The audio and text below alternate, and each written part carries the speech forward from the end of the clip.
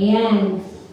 Ang message ko para sa mga teacher, nawa ay encourage kayo, sabi ko dito, Sunday School Teachers Day is to glorify our Lord God's goodness and faithfulness sa inyong buhay ng mga guro, ng mga estudyante ng Sunday School.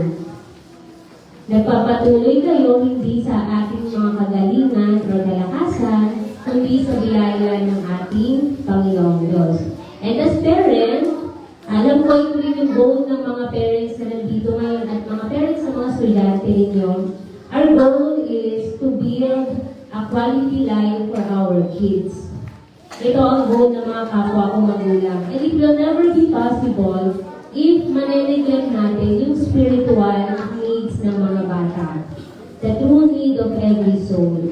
At malaking bahagi ang mga guro ng Sunday School para patugunan ng aspeto ito. Kaya salamat sa walang sawa na pagpapagal niyo sa mga estudyante ng mga Sunday School. Teaching is not easy ministry. Naya ako. Alam ko, teaching is not an easy ministry. I've been in Sunday School ministry. There are late nights. Diba kasi may mga overtime, hindi na tayo full-time Sunday School teachers.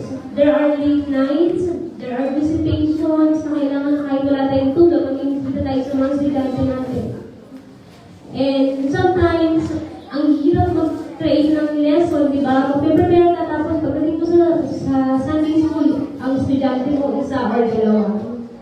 Pero, sabi sa Bible, itong encouragement para sa ating mga nagpapagal para sa Panginoon. Sabi sa 1 Corinthians chapter 15 verse 58, familiar verse sa bawat isa, kaya nga mga kapatid kong minamahal, kayo ay magsitatag, huwag masinag, na laging sumasagana sa gawain ng Panginoon. Yaman, nalalaman ninyo na hindi walang kabuluhan ang inyong gawa sa Panginoon. Lahat ng pagpapagal natin, mga Sunday School teachers, ay hindi walang kabuluhan sa Panginoon. Nung panahon ko, walang Teacher's Day. Walang appreciation sa mga teacher. Pero I know na alam ng Panginoon at kung ma-appreciate na tayo ng mga estudyante natin, mga parents and other members ng church or hindi, alam ko na ang Panginoon ang magbibigay ng biyaya at pagpapala sa atin. Dahil nakikita ng Panginoon ang ating mga puso. Hindi man tayo na-appreciate ng ibang tao, pero ang Panginoon, lagi siyang nandyan, alam niya ang puso ng bawat isa sa pag-iikot natin sa Kanya. It's not about the number of students we are teaching. It's about the quality. Diba? Kala natin walang nagiging bunga yung mga pagtuturo natin sa mga estudyante natin. Pero hindi natin alam. You never know na yung kids na tinuturuan natin will become, or someday, they will be YP presidents, YP officers, Sunday School teachers as well, and Christian professionals. At hindi, ang lahat ng ito ay aanin natin balang araw.